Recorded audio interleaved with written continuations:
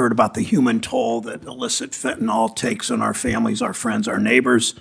Witnesses stress the need to come together to take action to stop the flow of illicit fentanyl from China and Mexico. This committee, the entire Senate, did just that last year when Senator Scott's and my bill included the Fentanyl Act. We were successful together in making it a part of the annual defense authorization bill. It hasn't become law yet, even though it passed the Senate. The bill with our amendment in it passed the Senate, I believe, with 90 or 91 votes, because politicians in the House, extremists in the House, have played politics and kept it out of the NDAA. Fentanyl Act was not the only committee priority that the House blocked last year. They blocked two other important national security amendments in NDAA, both of which received more than 90 votes in the Senate. 91 senators voted in favor of an amendment offered by our colleagues, Senator Tester, thank you, and Senator Rounds, whom I saw earlier this morning, to prevent big investors in China from buying up American farmland and food businesses, clearly in our national security interest.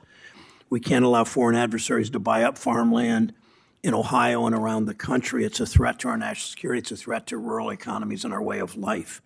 91 senators also voted in favor of an amendment offered by Senators Casey and Cornyn, bipartisan amendment to allow us to better monitor U.S. companies' investments that fund Chinese technology, fund Chinese development of critical technology, including military technology. All three of these provisions have broad support, from Heritage Action to the Coalition for a Prosperous America. More importantly, they have the support, overwhelming support of the public. For far too long, our policy around China catered to multinational corporations, and don't think the House and Senate were part of that. They failed that policy, failed states like Ohio. In this committee, we worked to change that. We found common ground. It's why all three of these bills remain top priorities in this committee. I'm committed to working with colleagues to make these provisions law. Of course, the threats posed by China are many and varied and growing. Our work to address national security risk posed by the Chinese government should not end with those three provisions. We agree that China poses a real and growing threat to our national security. Perhaps nowhere is that risk more acute than with the development of advanced technology. China's used advanced technology, much of it stolen from the U.S., some of it sent there through corporate outsourcing, to ramp up its military modernization and build a mass surveillance state that commits deplorable human rights violations, including the detention of millions of Uyghurs in Xinjiang. Addressing these threats from the Chinese government, improving our domestic capability to compete with China, have been a top priority of this committee. 5 years ago, we updated the laws that govern our export control and inbound investment screening programs. Now we must assess whether our current authorities and the resources we commit to them match the threat we face. Export controls can be used to deny China and others access to U.S. technology that they could use to undermine our national security. We've made export controls a central feature of our national security and our foreign policy. In addition to assembling a global export control coalition in response to Russia's war against Ukraine, the administration's added hundreds of China-based entities to restricted trade list. It imposed countrywide controls that restrict China's access to advanced semiconductors and tools and equipment needed to produce them. It ramped up enforcement efforts to safeguard our most sensitive technologies. But as Commerce Secretary Raimondo noted, the export control budget of the Bureau of Industry and Security is roughly the same as it was a decade ago, despite its ever-increasing workload. If we agree that export controls are critical to our national security, I think we all do, then that isn't good enough. We need a China policy for the world we live in today. We must prepare for what could come tomorrow. It means we must upgrade our economic security authorities and resources, accelerate efforts to persuade other countries to join us, and enhance our analytical capabilities so that we can better understand the effects that our economic security tools have on China, on U.S. companies, on companies in partner countries. We'll discuss today with our three witnesses how we should rethink and reorient how economic security programs are implemented to address the full range of risks posed by China. We'll examine how we can strengthen these authorities and resources to build a stronger, more responsive economic security policy.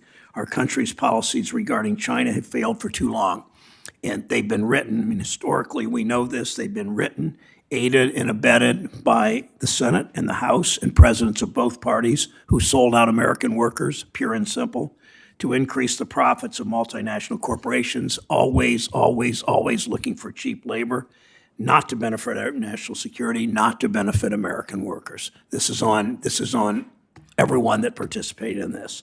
We know that when companies outsource jobs, they outsource innovation, they outsource technological capabilities along with it. We live with consequences. Look at the solar industry, look at semiconductors. We can't allow China to continue to use that technology. In many cases, they stole it to enhance its military capabilities. We can agree that China is a real growing threat. Countering that threat and updating the failed policies of the past will continue to be a bipartisan focus of this committee. I thank Senator Scott for that, and I know it will continue. Tim. Thank you, Mr. Chairman. Good morning to the witnesses. Thank you for being here as well. Thank you, Mr. Chairman, for this opportunity to talk about such an important topic. But before turning to this hearing, I'd like to take a moment and draw attention to the recent Iran-backed strikes in Iraq. Anytime American lives are put at risk, whether it's from Iran or their terror proxies like Hamas, we need to have a strong response. And that starts with this chamber passing my Revoke Iranian Funding Act. Every dollar that goes to Iran from this administration's actions is a dollar that supports terror. Thank you. America is the land of opportunity and freedom, the opportunity to innovate, produce, and execute on individual ideas. These principles are what drives our strides in technological innovation and our emphasis on entrepreneurship. We have the strongest economy in the world, driven by its dynamic growth and evolution. We are the global gold standard that countries look on with envy. However, American exceptionalism is under attack from a country that doesn't want to play by the rules. That country is obviously China. To make sure our success does not become the victory of others, the United States government must act strategically and with strength in protecting opportunities for growth at home and abroad. When we look at adversaries like the Chinese Communist Party, with their centrally planned economy that actively works to distort global markets for its own gain and continuously makes overt attempts to oust us from our perch of leadership, we don't have to ask the question, are they playing by the rules? Because we already know the answer to the question. And the answer is emphatically no. But China's approach, with their controlled markets, government interventions, and intellectual property theft, is shackled to the openness of others. So we must act strategically to ensure that we are safeguarding America's treasure, our ability to innovate. We cannot let China continue its malign activities, especially in regards to using or even stealing American innovation and American technologies for nefarious purposes like advancing its rapidly growing military. So, as we consider American security and prosperity from the Banking Committee's jurisdiction, we should look first at our economic security tools. We need to examine the authorities provided to the executive branch, how they have been used, and how they can be improved for maximum effectiveness. However, an over-application of these tools has the potential to push our adversaries closer together and damage the U.S. and our industry's long-term abilities to innovate and generate jobs and to generate growth. Therefore, our use of these tools must be sharp but tailored. Thankfully, we can isolate bad actors through our sanctions policies. We can restrict malign investment through our CFIUS process, and we can curtail the export of critical goods and services to our enemies. These actions are stronger when we work together with our allies and stay focused on the true problem at hand. But unfortunately, this administration has yet again taken the wrong approach. This administration has put politics over policy, and in some ways, that is playing right into the hands of China. For example, the Department of Commerce's Bureau of Industry and Security, the steward of our export controls, is currently engaging in politically motivated attacks against the legal firearms industry, a troubling trend. This administration's regulators try to target lawful businesses through the regulatory process that don't fit their political narrative. This undercuts the Commerce Department's important mission of safeguarding U.S. technology, opening the door for distractions that will allow the CCP to take advantage. But Commerce isn't the only perpetrator. The Department of Treasury's primary focus appears to be on pursuing the limits of climate and green energy financing policy. And frankly, these objectives only advance China's solar and critical mineral energy positions in geopolitical affairs. Treasury's time, attention, and taxpayer-provided resources will be much better spent working to ensure our sanctions policies on China remain up to date and promoting as well as protecting American industry abroad. We need an administration that is focused on countering the real threat, China, not one that is more interesting to politics. So while I'm grateful that we have such an esteemed panel before us today, I think it's imperative that we hear directly from the administration as well. That said, I look forward to hearing from each of you and your expertise on the issues that will help strengthen our economy and strengthen our position against China. And importantly, to learning more from their perspectives on how we should act and respond to the threat. Thank you, Senator Scott. Emily Kilgrease is Senior Fellow and Director of the Energy, Economics, and Security Program at the Center for New American Security. Ms. Kilgrease, thank you for joining us. Jamil Jaffer is the founder and Executive Director of the National Security Institute and Assistant Professor of Law at George Mason University. Welcome. Lindsay Gorman is Senior Fellow for Emerging Technologies at the German Marshall Fund's Alliance for Securing Democracy. Welcome, Ms. Gorman. Thank you all for being here. Ms. Kilgrease, please begin. Good morning, Chairman Brown, Ranking Member Scott, members of the committee. It's an honor to be here speaking with you today. My comments draw from a large body of research that I've conducted on economic security issues at the Center for New American Security, as well as my prior experience proudly serving in economic security roles in the U.S. government. And please let me know that I'm speaking today in my personal capacity. As Secretary of State Antony Blinken has stated, China is the only country with both the intent to reshape the international order and increasingly the economic, diplomatic, military, and technological power to do it. The China challenge presents unique difficulties compared to prior eras of strategic competition, given China's deep integration with the U.S. and global economies, which creates new types of national security risks arising from economic entanglement. Russia's brutal invasion of Ukraine and the increasingly authoritarian bent of China under Xi Jinping means that U.S. policy cannot rely on the deterrent effect of economic ties.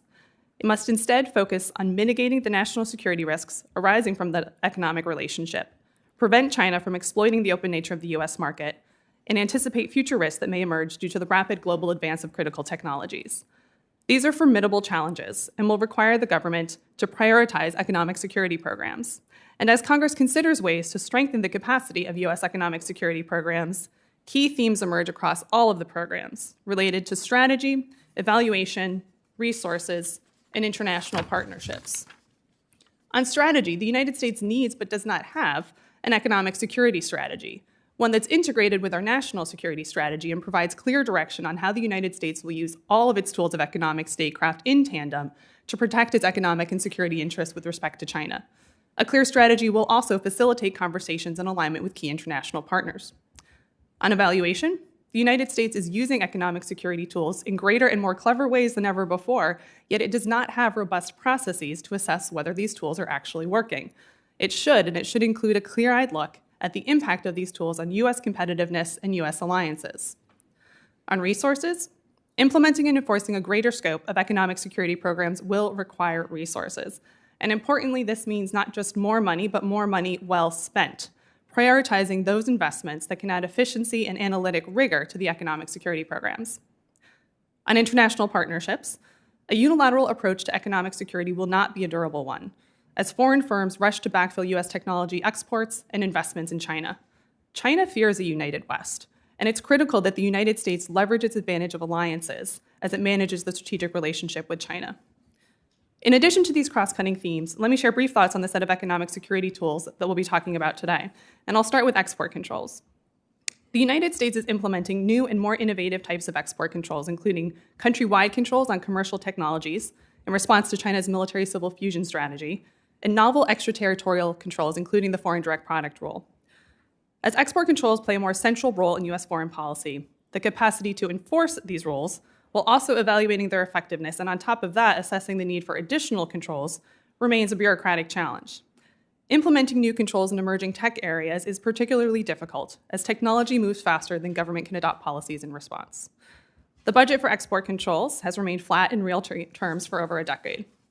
Additional resourcing, which Commerce Secretary Raimondo has called for, can enable much-needed investments, including related to export enforcement, regular review and updating of the control list, and longer-term efforts to strengthen cooperation with international partners. Turning to CFIUS, first, I commend Congress for its keen focus on resources. As part of the 2018 FIRMA updates to the CFIUS process, this focus and attention has enabled CFIUS to effectively implement its expanded FIRMA mandate. As Congress considers further updates, I encourage you to consider expanding the CFIUS definition of critical technologies to allow CFIUS a stronger ability to review transactions involving emerging tech areas. And Congress can also reduce mission creep by CFIUS by passing data security and data privacy legislation, issues that consume significant CFIUS resources simply because there are no other authorities to deal with those concerns. Finally, on outbound investment, Congress should establish new authorities to regulate U.S. investments in China. An outbound investment program should focus on those specific transactions that may convey non-technical industrial know-how to China in critical technology sectors with relevance to U.S. national security interests. An effective design will include mandatory notifications, targeted prohibitions of investments in technologies that represent high national security risk, entity-based restrictions for particular bad actors, and end-use restrictions. Thank you for the opportunity to be here today, and I look forward to your questions. Thank you, Ms. Kilgrease. Mr. Jaffer, welcome. Thank you, Chairman Brown, Ranking Member Scott, members of the committee. I appreciate the opportunity to be here to talk about the very real threat, the very real national security threat that China poses to our country and the connection between that threat and our ability to innovate and emerging technologies here in this country. I want to thank the chairman and the ranking member for their leadership on issues related to China, including your leadership on the critical issue of fentanyl crossing our southern border from China that's killing thousands of Americans on a yearly basis. When it comes to China and emerging technology, the facts are this. China has built its economy on stealing American and allied intellectual property. Millions and billions of dollars in total of American research and development dollars walk out the back door to China every year. That research and development money is critically important to our ability to ultimately succeed in the larger economic, political, and military conflict with China. We won't win on steel. We won't win on population. We will only win if we out-innovate China and outwork China. We can and will and have done this in the past, and we can and will do it again. But it requires significant action. It requires preventing American companies from transferring significant amounts of American technology to China inadvertently, whether through theft, forced IP transfers, joint ventures, or the like. The Chinese know how to manipulate our desire to access their markets in order to get our intellectual property. They have done it before. They will do it again. We need to work tightly with industry to ensure that doesn't happen. At the same time, we need to build capability in this country. That means providing the kind of tax and economic incentives to our companies to build and innovate here and to keep that intellectual property here in this country. It also means doing no harm. It means avoiding overregulation. It means avoiding selective enforcement of existing laws or modifying existing law to target our key most innovative companies in this country. 70% of research and development dollars in this country are spent by the private sector. 7 of the top 10 R&D spenders in this country are technology companies, including every single one of the top 5. Going after our technology companies in an environment of competition with China makes little to no sense. At the same time, we need to ensure that we are incentivizing Americans, American companies, American entrepreneurs, and investors to invest here. That means ensuring that we have the right structures and regulatory procedures in place to ensure that investments are free, open, and fair. That also means that we need to work with our investors to ensure that they do the right thing as well. There is no good reason why American investors should be investing in our adversaries' technology. They should be investing in American technology. We can incentivize that, and they have a benefit too. Our capital allocators in this economy benefit from living in a free and open society. They benefit from an economic tax system that is the one that this country built. As a result, they should already be incentivized to voluntarily work to invest in American technology, American defense technology, and not in that of the Chinese, the Russians, the Iranians, the North Koreans. Ranking Member Scott mentioned what's going on today in the Red Sea with the Houthis. He mentioned the ongoing attacks by Iran against Americans in Iraq and Syria. We must realize that the war in Ukraine, the potential threats against Taiwan, and Iran's bad behavior in the Middle East are not unconnected. China is working directly with Russia on its war in Ukraine. It is working directly with Iran on the provision of missile technology. It is working with North Korea on its nuclear program. China is at the heart of all of this. As a result, it is imperative that in this country, we work tightly, hand in glove, industry with government, bringing the right incentives, the right opportunities, preventing overregulation, ensuring that we work collaboratively to move this country forward. One last note. It's critical that we build a STEM-capable workforce in this country. That means investing in education and basic science research. It also means fundamentally fixing our broken immigration system. The idea that we bring thousands of foreigners to this country every year, the most brilliant in the world, to be educated and receive PhDs in our universities, and then force them to return home to build their companies and invest abroad is ridiculous.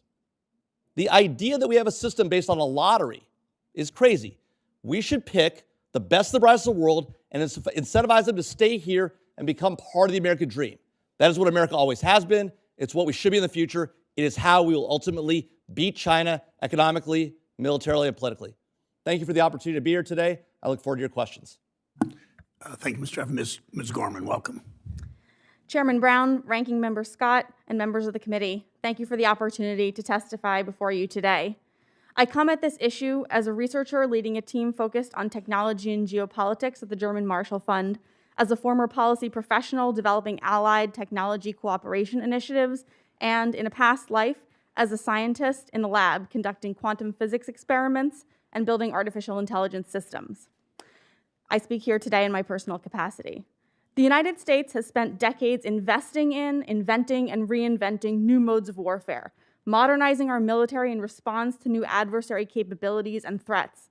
In the 1950s, the Pentagon's first offset strategy emphasized building up the U.S. nuclear arsenal to offset perceived conventional force disadvantages vis-a-vis the Soviet Union. When the USSR gained nuclear parity in the late 1970s and early 80s, the second offset strategy bet on precision strike and stealth technologies. Recently, a third offset strategy sought to reestablish flagging U.S. military technological superiority.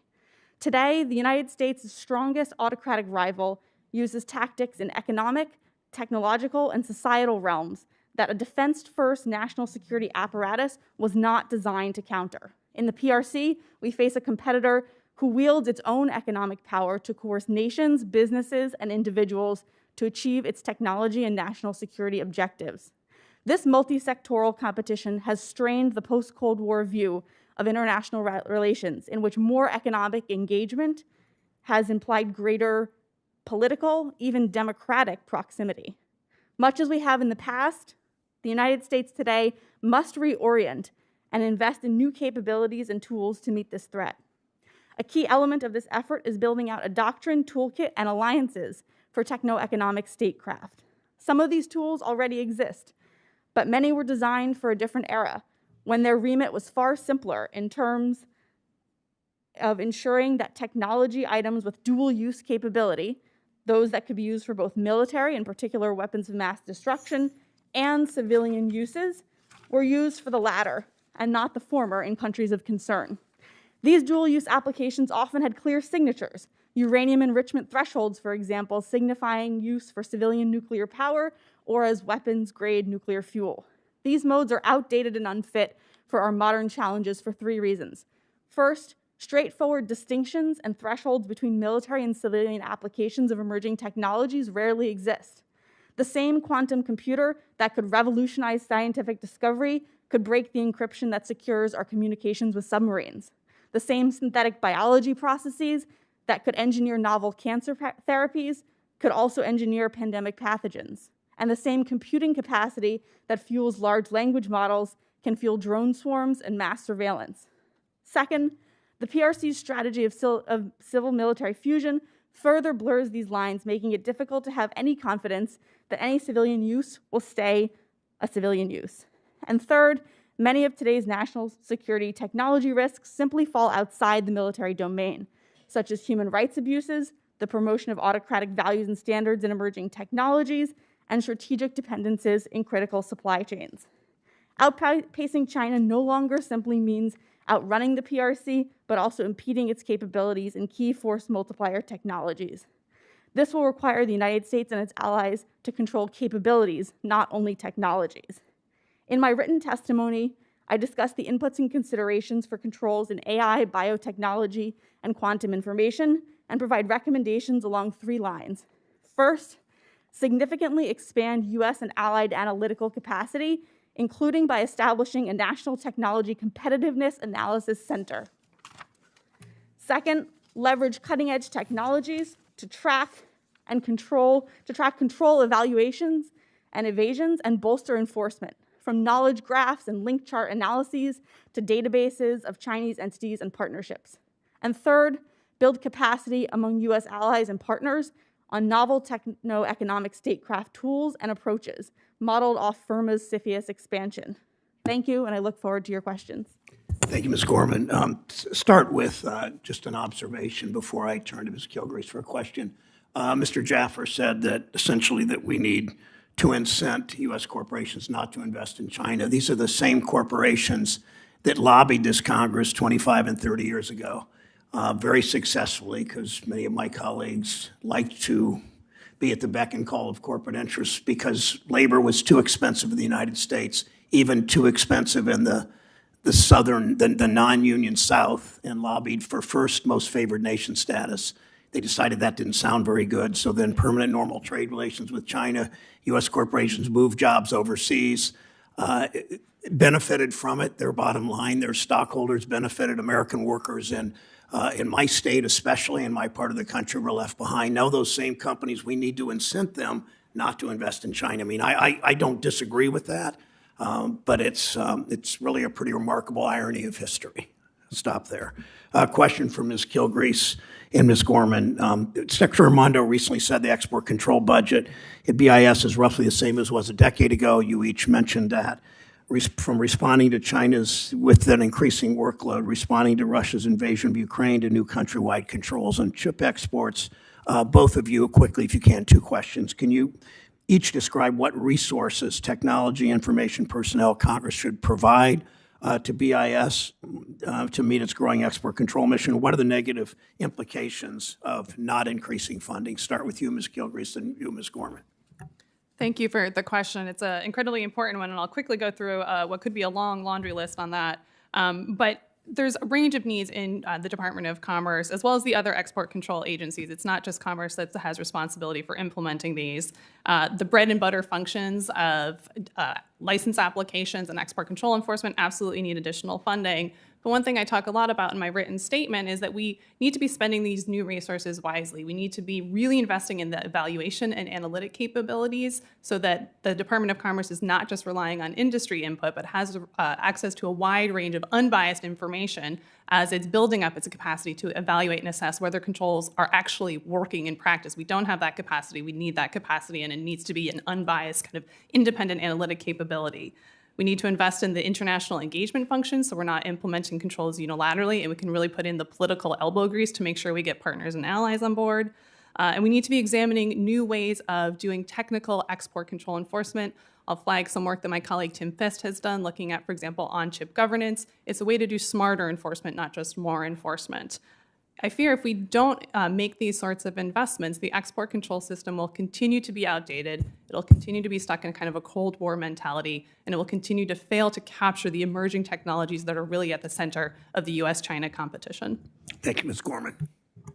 Yes, I very much agree with Ms. Kilgrease's response, and would add that on the analytical capacity, part of what we're talking about is we do not have the tools to understand the downstream economic impacts to the United States businesses and to China's own capacity development if we restrict certain critical technologies today. We need to be making these decisions based on red team, blue team analyses, forecasting that projects 5, 10, 20 years into the future, so that it's not about just slapping a control on one tiny bit of technology, but really trying to limit the capabilities of China into the future, and we're making smart investments in those controls. This is what this kind of analytical center should do. We shouldn't be leaving it to companies, even to researchers, to members of Congress. We need the best information available. That also includes robust databases that can draw information from all sources, from Chinese financial sources, that can track when Chinese entities pop up that are subsidiaries. They have a strategy now. Once they get put on an export control list, we see 5 new companies of a similar name popping up doing similar things. We need to be better at automatically adding those entities into our control lists and creating databases and leveraging tools like AI and data science to be tracking those networks of smuggling, sanctions evasion, and these creative ways that China can circumvent our export controls. And then lastly, on the multilateral cooperation. Yes. Got it? Okay. All right, thank you. The other question I want for you, Ms. Kilruth, I wanted to ask you about the Casey Cornin issue of outbound investment. Describe the regulatory gap that Outbound Investment Authority would fill, and if you can, as quickly as possible, why is it important for Congress to enact outbound investment legislation if an executive order already exists? Yeah, so I think there's a growing body of evidence that certain U.S. investments in China do present national security risks, and there's a gap in the authorities to address these. The most common tool that people will raise is that of export controls, which regulates the transfer of technologies to China and other destinations. But the problem is that only captures part of the risk. It doesn't capture non-technical information or industrial know-how that is nonetheless critical for advancing a country's capability in a particular technology ecosystem. The example that I think is most helpful is to think about a semiconductor fab, where when you think about what it takes to churn out chips at scale efficiently and on cost-competitive terms, that requires complex supply chain management. It requires skilled workforce, the recruiting and retention of that sort of skilled workforce. It includes commercial strategies that can survive in a cutthroat environment. None of that is suitable to be captured under export controls, but it is, again, nonetheless critical for how China will build its capacity, and it's this exact sort of know-how that flows along with an investment, and we don't have a tool to capture that currently. So clearly there's been a lot of debate on this, including in Congress and in the administration. Substantively, I think the administration's executive order is headed in the right direction, but ultimately it is far better for these sorts of programs to be codified by Congress, particularly because we have this great example in the FIRMA process where Congress was really able to shape and guide and provide appropriate resources to provide a clear legal mandate for what they wanted the executive branch to do. So ultimately, I do think it is incumbent on Congress to act on this problem. Senator Scott. Thank you, Mr. Chairman, for my 10 minutes, and I'll start today. 10, 5 + 2 = 7. Well, in Washington math, that's 10. South Carolina. Do you write his jokes? He agrees with my jokes. Thank you, Senator Tester. He's eating away at my time, by the way, as well. So 11 minutes. Thank you, sir. You were Senator Kennedy's time at 3 minutes. Okay, sorry about that. One of the largest pillars in China's campaign of economic coercion is this systematic theft of our IP. We have seen it time and again, from the corporate world to computing to agriculture. And what I find deeply concerning is that we are now seeing it on our college campuses, university campuses. I've written several letters to the Biden administration on this subject, and thankfully, my amendment on gifts and grants from Chinese military firms to our institutions of higher education was signed into law in the last year's NDAA. Thankfully, with this report, now the Departments of Treasury and Education will be required to provide a full accounting of the donations that the Chinese military firms are providing to U.S. educational institutions, an important first step in the right direction. Mr. Jaffer, you're an academic. You're on college campuses. Talk to me a little bit about the national security threat that China's influence presents on our college campuses. Thank you, Ranking Member Scott. The idea that we would allow Chinese influence operations to take place on our college campuses through Confucius Institutes, through research collaborations and the like, is deeply concerning. We know that the Chinese government is engaged in a concerted effort to steal intellectual property, not just through cyber means, although that is the predominant means by which they do it, not just through physical capabilities by putting people in American companies and stealing that innovation, but by stealing core R&D taking place, basic science research in our colleges and universities.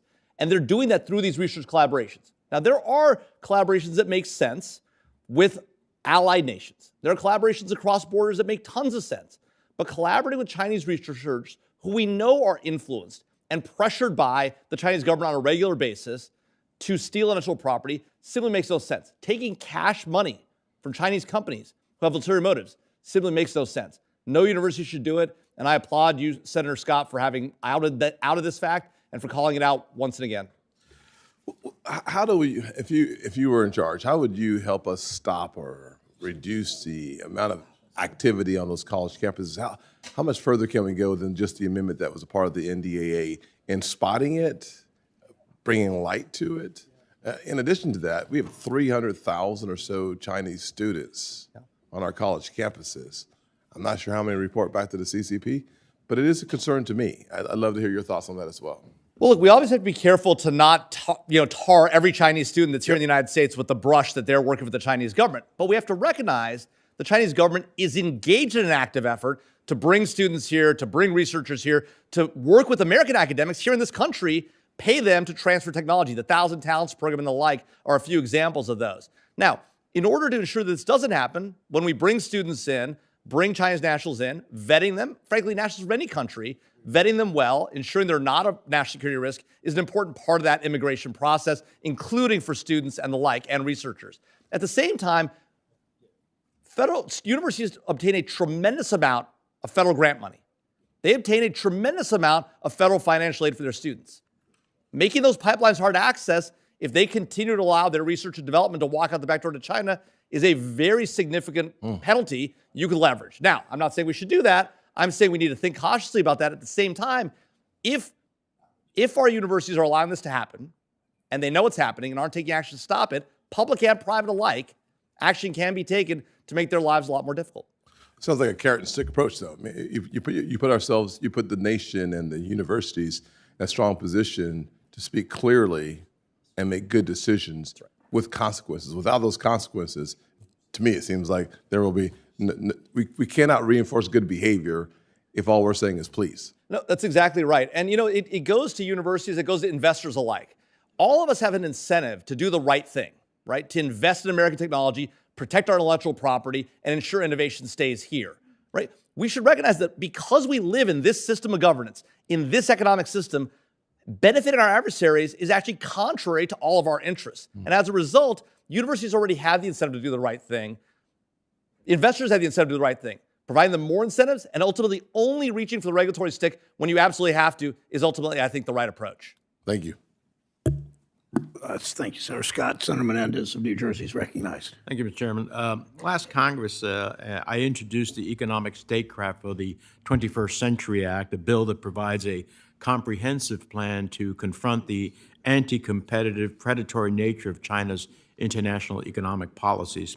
The legislation would allow us to lead to our values by strengthening our supply chains with reshoring, nearshoring strategies, by achieving our energy-related sustainability goals, by fostering cooperation in multilateral institutions, by building global resiliency, among other things. So my question, Ms. Kilcrease, what effective economic tools do we presently have to have the United States be able to deal with our China challenge? And what, if any, additional authorities do you believe would be beneficial for us in terms of leading our economic diplomacy?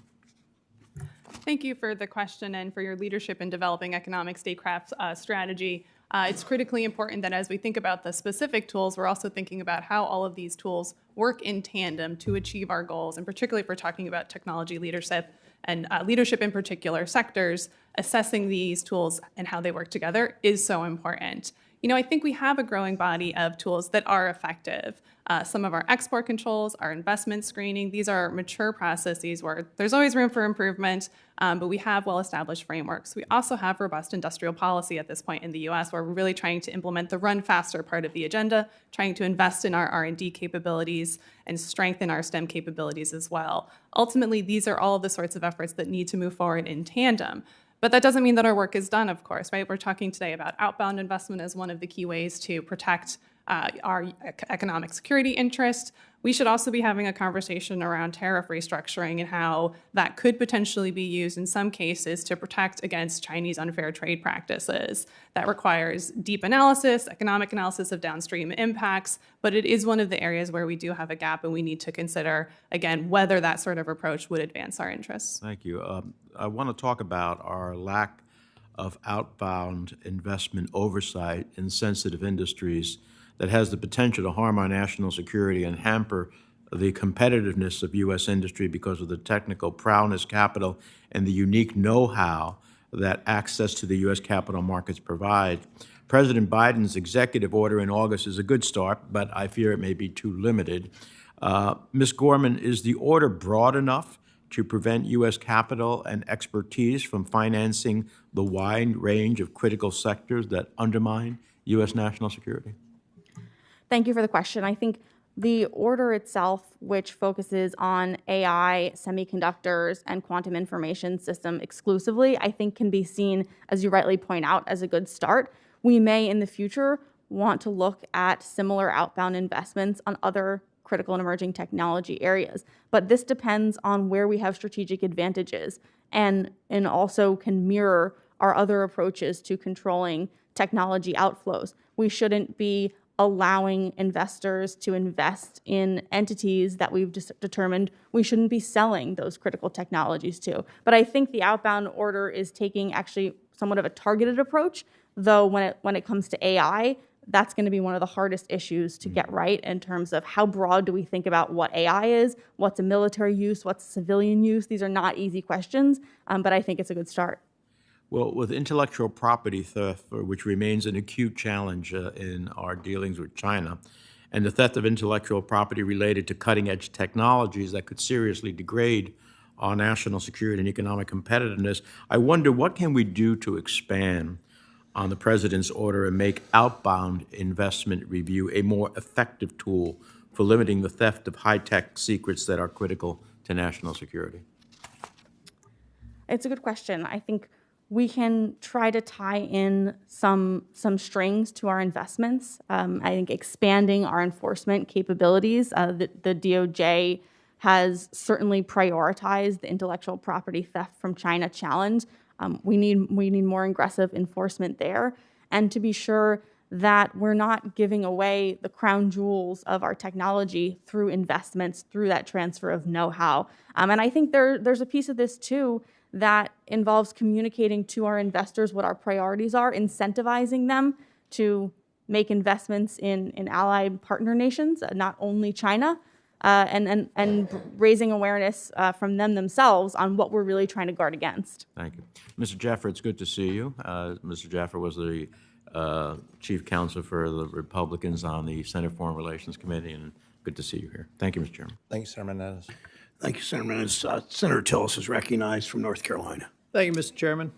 Thank you all for being here. Mr. Jaffer, I'm going to submit a couple of questions for the record, but I've tried to explain to people, as late as last night, I had a telephone town hall. People were concerned about China and Chinese investment in the United States. And I tried to explain that some of that is not bad. It's a matter of where they're investing.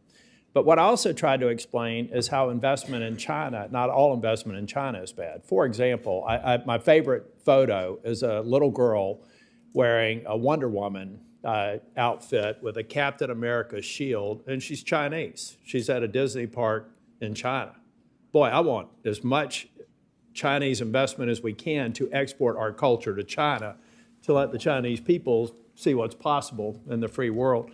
So how do we strike that balance and not make it untenable for American businesses to see a market of middle-class Chinese, which is probably shrinking, given some of the reducing in size, but it's still about twice our population.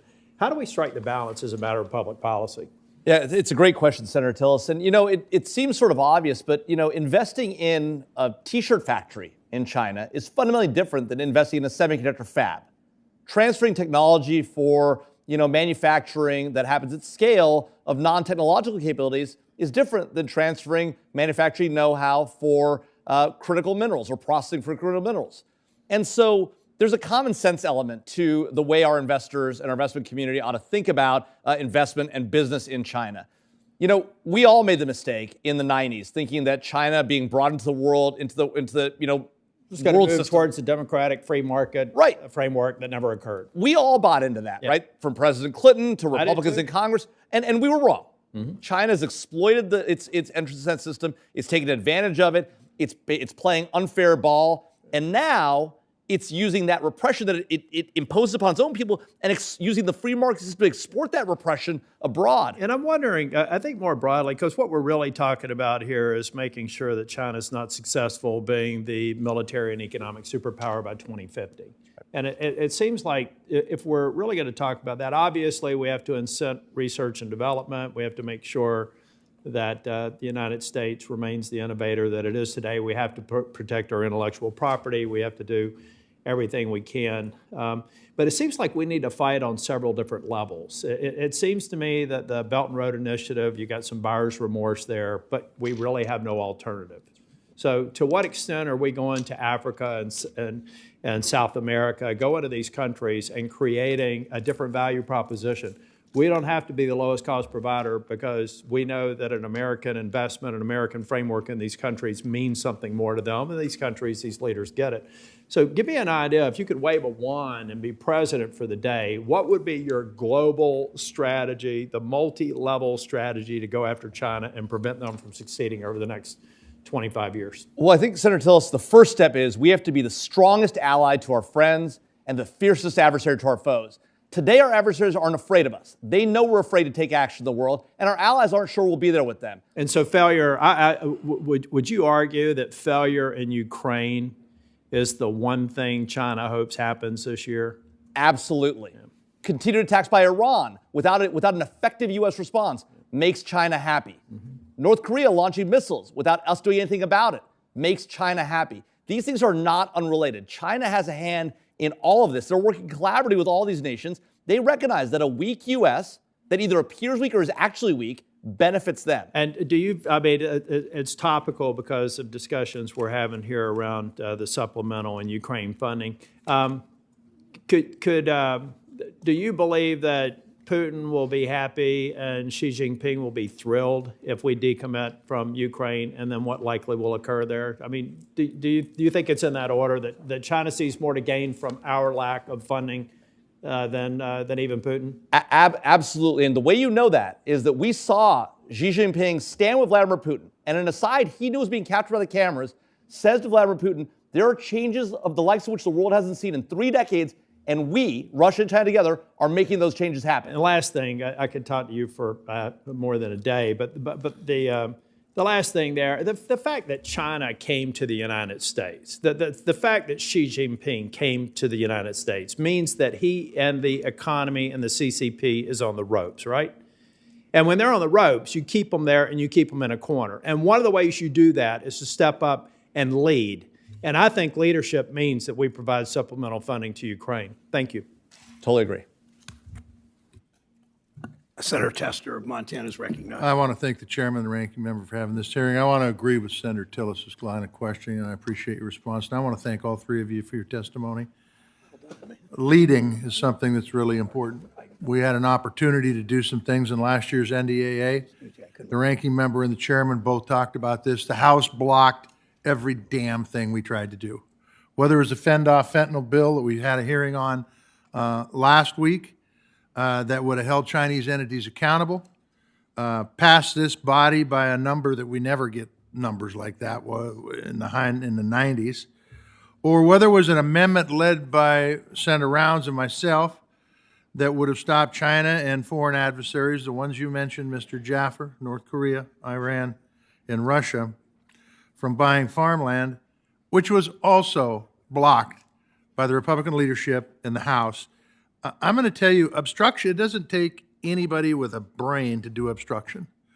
And so if obstructionism is the rule of the day, the House is doing it, and they're doing it really well, to the destruction of this country. I'm a farmer. Most people understand that food security is national security. If you want to screw up a country, screw around with their food supply. Recently, we just got a word that Chinese national bought 200,000 acres of land in Oregon. We didn't know about it. That means our system doesn't work. We mean self-reporting doesn't work. These folks don't want to self-report. And so we've got some work to do here, but doggone it, this shouldn't be a Republican or Democrat or House or Senate. This is the United States of America. And so keeping our country safe, not allowing China to spy on us is really, really important. There's been a lot of talk about exploiting American innovation here today, and it's a fact. And we need to make sure that we stop that from happening. When the spy balloon that went over the United States was shot down, there was some information that was delivered that they used some technology that was bought in this country. I could ask all three of this, but I'm going to ask Mr. Jaffer. Some of this stuff was pretty simple. Some of it was more complicated than simple. Is there any way to stop this kind of stuff from happening? Is there anything we could do? And after he gets done, if you other two would like to respond, you can. Well, Senator Tester, there is a spot of hope in the House. You have Chairman Gallagher and Ranking Member Christian Murthy, who've done a lot of great bipartisan work together on the China Select Committee to move initiatives forward. Now, there are challenges with leadership and challenges getting, the bipartisan group there together in the House. But there are opportunities, I think, to work and to get some of this stuff done. And I think the nation is waking up to the China threat. You mentioned the sale of certain technologies that end up in Chinese equipment. It's crazy that American parents buy Chinese drones for their children for Christmas. We've got to work to ensure that the American people are well educated about this. And by the way, they are. I was just in Iowa a few weeks ago, and Iowans are worried about what you talk about, the purchase of farmland by Chinese corporations. Yep. They're deeply concerned about that. So you're exactly right. I think there are opportunities. The American people are there. It's now bringing our businesses and our industry and our government together with where the American people are to say, this is not an acceptable situation. We cannot function in a world in which American technology goes into Chinese spy balloons, or Chinese corporations are allowed to buy American farmland, or frankly, land around our airports, our military facilities, and the like. It's not acceptable. It has to stop. Correct. Anybody else want to respond to that? Okay. Sure. I would just add, I think there is a reason for optimism, and public engagement can go a long way. Yeah. One issue that we've tracked extensively, as I know many here have as well, is the issue of information platforms such as TikTok operating in the United States. 4 years ago, when we raised these concerns, we think we were laughed out of the room. Who cares about a meme app? Who cares about cat videos? This isn't a national security threat.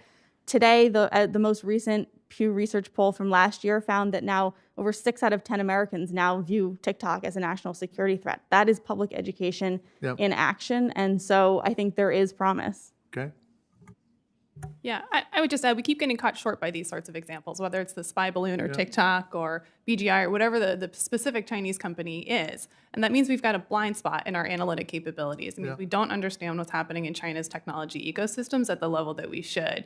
And so as we think about how to strengthen our tools, that is an area we should be prioritizing. Do we have experts in the government who have access to both classified information and a wide range of open source information that really know exactly what's happening inside of China's tech ecosystem? Really quickly, I'm a farmer. Self-driving tractors have been around for about 15 years. I finally got to a point where I was going to buy a piece of equipment that would allow that tractor to drive with me sitting in the cab. Every company I called was Chinese, and the people I were talking to was in mainland China. And finally, I found an American company, and you know what he told me? He said, I told him what I just told you guys, and he said, yeah, they stole our equipment and remanufactured it. We got to do something about this, and we got to remove the stupidity that's going on over at the House. Thank you, Senator Tester, for your wisdom.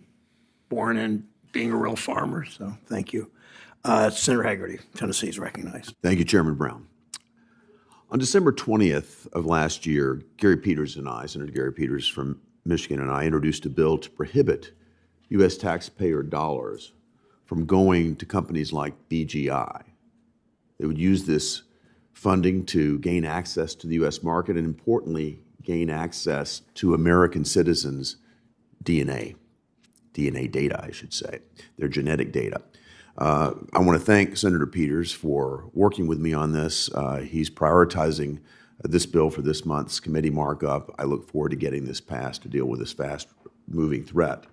I think all of you know this, that BGI is the largest collector of genetic data in the world. BGI stores this data in China's National Gene Bank, which is directly managed by BGI, and it's owned by the Chinese government. BGI has analyzed some of this data that it's collected using supercomputers that are built and operated by the Chinese military. What concerns me here isn't just the collection, the storage, and the analysis of this highly sensitive data. It's also China's ability to use this trove of biological data and other life sciences data to train advanced dual-use artificial intelligence models, perhaps for malign purposes.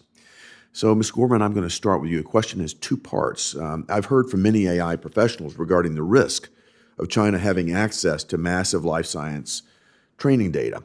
What, in your opinion, is the greatest national security concern regarding BGI's access to this? And what could the Chinese government do with troves of U.S. genomic and other life sciences data when you couple it with advanced AI models? Senator, thank you for the question. Really, thank you for your leadership in raising awareness of these issues on genetic data and genomic data. I think there are a number of maybe doomsday scenarios that experts would point to. Personalized bioweapons, for example, that could be designed. What I'm more concerned about are two things. One, that these DNA information is some of our most sensitive information, and we already know that the PRC has an ethnic mission to remake its population in favor of its Han Chinese population and committing massive human rights abuses on its ethnic Muslim populations like the Uyghurs. DNA surveillance can put that on steroids. Second, there's a competitiveness worry here. These technologies are the future. Personalized medicine, individualized medicine combining biotechnology and artificial intelligence, these are where our future therapies are going to come from, and I don't want them to come exclusively from China. So I worry that they're amassing these databases, and because we won't collect DNA on our own citizens, and nor should we might fall behind. This is to any of you that want to respond to this, but what do you think Congress should do to prevent China from gaining access to this type of life sciences data that could be used to train dual-use AI models? I think there's a range of tools that Congress could consider. It's worth just emphasizing a point that Ms. Gorman made. Genomic data is particularly sensitive. If somebody steals my password, I can change my password. I can't change my genomics or my genes. And so we should be looking at a heightened level of sensitivity and a heightened level of protection precisely because of the unique nature of this sort of data. So a range of things that we could think about. Certainly, U.S. taxpayer dollars should not be going to support the growth of Chinese national champions in this space, of course. We should be thinking about their access to our U.S. domestic market. A weak spot in our economic security toolkit is Chinese access to the U.S. domestic market. That comes up in the ICTS space. It certainly comes up in this space as well. Senator Peters and I are trying to get at that. Exactly. And the last point I would add is there is a broader conversation about the bulk transfer of any sort of sensitive U.S. person's data overseas to foreign adversaries. We simply don't have a legal authority that allows us to prevent that, and that is a real national security risk. I think we should take a hard look at that. I'd like to stay with you, if I might, Ms. Kilcrease. I want to shift gears to talk with you about Nippon Steel's proposed acquisition of U.S. Steel. You've publicly stated that you'd be shocked if the deal got blocked. You're a former senior staffer at the Committee on Foreign Investment in the U.S., CFIUS. Could you walk us through the foreign investment review process and explain why you believe the deal would be unlikely to be blocked for national security reasons? Sure, and I'll focus my comments really on the CFIUS legal framework and how CFIUS typically views risk assessments in these sorts of transactions. CFIUS, under its mandate from Congress, is laser focused on national security risks. But its concept of national security can be flexible. It can include economic factors. And so for a transaction like this that involves a critical component for our defense industrial base, I would expect that they would be looking, certainly, first of all, they will look at the deal, right? It's a big deal, it's a significant deal, so there's an interest to review the deal in the first instance. But as they're thinking about risk, they'll be looking at how the transaction would affect domestic production and domestic availability of steel, particularly the sorts of steel that are important for our national security platforms. They may also be looking at the workforce available to support that continued production. If there is a problem there, CFIUS has a range of authorities it can use to impose mitigation terms on the deal. That's typically how CFIUS in past practice has addressed those sorts of economic-related concerns to the extent that they rise to the level of a national security risk. Can you apply them to this instance then? So with the caveat that I don't have access to all of the deal information, my sense is that if they did think that the acquisition was likely to lead to these negative sorts of impacts on U.S. domestic steel production, that it is very possible that there would be a mitigation agreement that would be either negotiated with or imposed on the companies to address those and to make sure that those aren't those negative impacts. The comment that I made that you quoted, that I'd be shocked if the deal actually got blocked, is simply because CFIUS typically doesn't block those sorts of deals or doesn't recommend that the president block those sorts of deals based on past practice. The fact that it's Japan and not China making the acquisition, I think, will be relevant in their consideration. I think there will be an incentive to consider the alliance aspect in their review as they move forward. Thank you. Thanks, Mr. Chairman. Thank you, Senator Hagerty, for exploring that. Senator Warner from Virginia is recognized. Thank you, Mr. Chairman, and thank you for having this hearing. And Ms. Gorman, it's good to see you. I'll quickly address one of the things you mentioned about TikTok. I do think it is a national security concern. I think it is remarkable, though, what the power of money buys in this town. When we had broad-based bipartisan support on a comprehensive approach that would not only take on TikTok, but a framework for threatening technology from adversarial nations. It was almost looked like it was going to be too easy at first. We had 26 senators evenly divided, support from the administration, support from lots of industry to have this organized approach, so it wouldn't be a one-off. ByteDance then dropped $100 million on getting folks from the far left and the far right to come out against our approach. They literally bought up advertising. Every political tip sheet in D.C. was sponsored for weeks on end by TikTok. I think this problem has not gone away, and we need to revisit it now more than ever as we see TikTok and, unfortunately, I think the CCP play out their agenda using TikTok because it's a news delivery model. I want to talk a little bit, though, about another area on open source. Open source has played a huge role in things like software development for years. We've seen it play a role in semiconductor architecture, AI models, AI development models. It's one of the reasons why I've worked with Senator Kennedy on this committee on a bill, Senate Bill 3554, the Financial Artificial Intelligence Risk Reduction Act, that goes after some of the challenges around AI in the financial markets, where I think we have huge vulnerabilities. I wanted to get the plug in on my bill, and I'll come back to open source now, that there's a lot of value in open source, but when we look at some of the projects like the RISC-V initiative, how the PRC is using that in the semiconductor area to gain information, and then maybe just go down the aisle, starting with you, Ms. Kilders. How do we do, there is value in open source, there's a lot of good research going on in open source, but how do we better educate American companies that many times through some of these open source projects, we're basically giving away the crown jewels for free? I can tell you, sitting from the chairman in the Intelligence Committee, we see China prey upon these open source opportunities all the time. How do we do a better job of getting companies to understand that risk? And I'll take each of you. Thank you for the question. It's a really hot button issue in certainly the chip space and in the AI space right now about how to think about open source models. It's important to recognize up front that this is exactly the kind of tactic that China would use to circumvent ever increasing levels of controls. If they can't get the chip directly, if they can't access controlled design technology, they will of course look for what is available on the open market through either illicit or illicit means.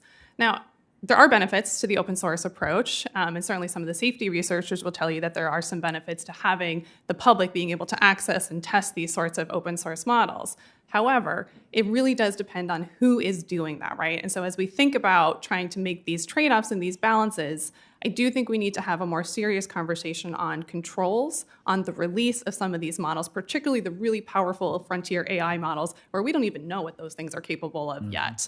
And so whether that's putting parameters around AI models with a certain computing power, compute function, really just trying to put in place some common sense guardrails that maintains a level of openness so we can get those innovation and public safety benefits, while also making sure that those sorts of models do not go to adversary countries. Mr. Javrin. Thanks, Senator. Look, I think there's a challenge when you think about putting the kind of restrictions on that we're talking about, this idea of open source models that have a certain size or certain compute power. We don't know what those technologies can do, but we also don't know the benefits they can offer us. So I think artificially limiting those ahead of time could be a mistake. I think the right approach instead is to take a more comprehensive look across the board and realize that our system benefits from having both open source capabilities out there as well as private proprietary software, and that we work best in an environment where both operate in parallel and there are open source capabilities that are out there. Those tend to be less powerful. You'll find the proprietary models will likely be more powerful and more capable, and ultimately, because they're able to make more money off those, we'll be able to sell those at higher rates. And so you'll see more investment, I think, head towards proprietary capabilities. But shutting off the open source environment, I think, would be a mistake, just like putting artificial constraints on models based simply on their compute power and the like. Necessarily shutting off, but I am thinking we ought to go in eyes wide open. Absolutely. And I fear sometimes some of the companies involved don't recognize it. Ms. Gorman?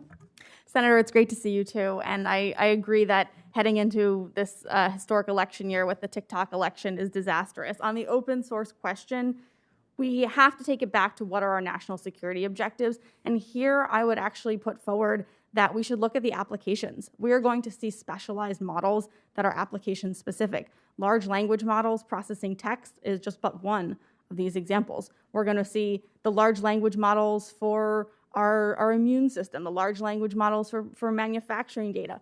Which of those application areas have a national security sensitivity that we don't want that to be open source? And I would also add that there is an advantage of open source beyond just our innovation advantages, but there's actually a strategic advantage, which is that we benefit from the fact that GitHub and open source platforms and software engineering, they're written in English. That English is the lingua franca of software development, and Chinese engineers publish in English. I don't think we should cede that advantage as well, because China is also developing their own open source models and open source platforms and databases, and that isn't actually an area for competition as well. Thank you. Thank you, Mr. Johnson. Senator Vance from Ohio is recognized. Thank you, Mr. Chair. And thanks to you and Ranking Member Scott for hosting the hearing, and thanks to the three of you for being here. I want to direct my questioning to Ms. Kilcrease.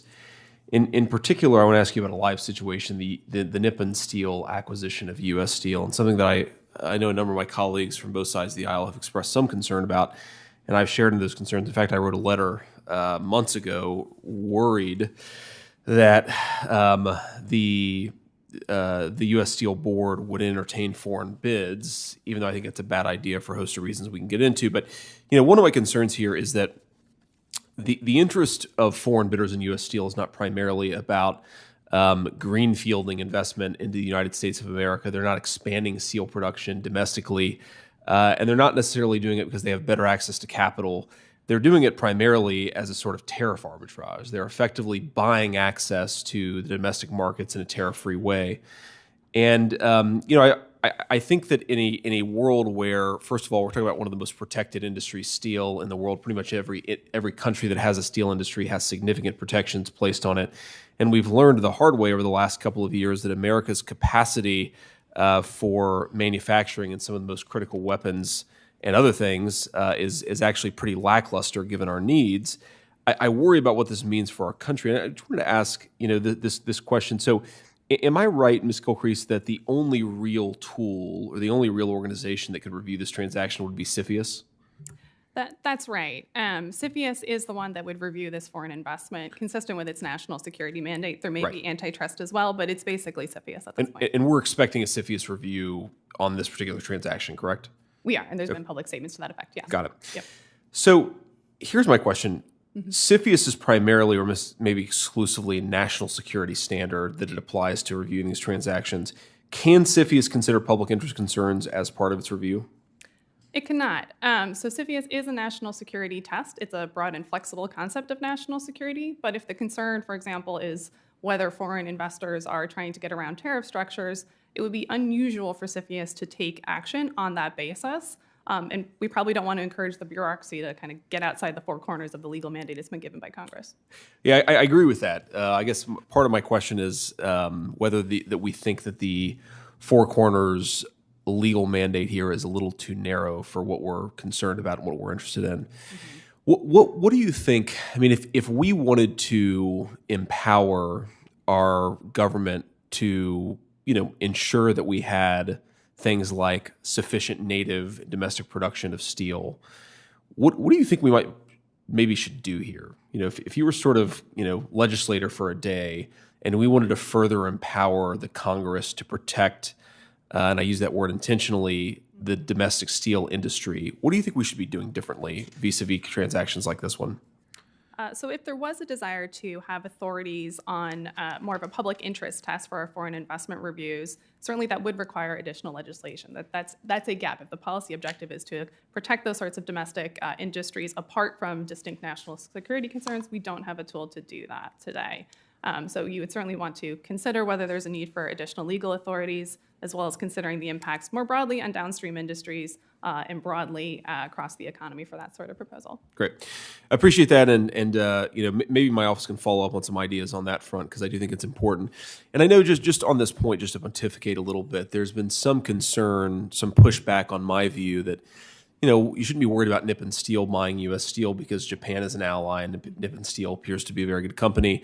I don't disagree with that. I think it's important to sort of point out that the Japanese are, it's a great country, great people, and they are an important ally. They also are fundamentally in the sphere of influence of China. You can imagine a scenario where domestic steel needs would fall by the wayside when you have an international company that owns those rights and owns those production mandates. So just because they're an ally, I think, doesn't mean we shouldn't be concerned about a foreign competitor buying up one of the most important industries, one of the most important companies for a very, very critical, not just national security, but full American interest company. So with that, I'll yield, and thanks to the chairman for giving me some time. Thank you, Senator Vance. Senator Cortez Masto from Nevada is recognized. Thank you. Thank you, Chairman. And I want to thank the Chairman and Ranking Member. Another incredible hearing today on an important topic. All three of you, thank you, giving us pause to question where we need to move forward and where the gaps are and what's working well. Let me, Mr. Jaffer, start with you because I couldn't agree more. We've got to start thinking we bring those jobs back here, we bring the manufacturing, the processing back here. Here's an area that, for me, and I'm from a mining state, the state of Nevada, and I've watched China as they have cornered the market on mining. And China currently controls about 90% of global rare earth mineral processing and rare earth magnet manufacturing. And that was not just by chance, right?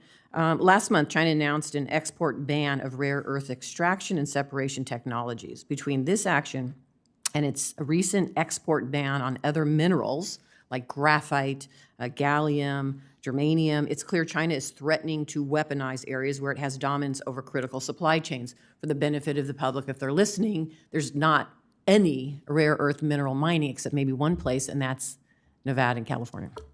So that's why Senator Mullen and I have legislation to strengthen the domestic rare earth magnet supply chain and bring that extraction, the processing, manufacturing these critical minerals back here to the U.S. I hope my colleagues join us in this legislation. But my question to you is, how should the U.S. be thinking about our own export controls in light of these moves? We've had conversation. What else have we not talked about today?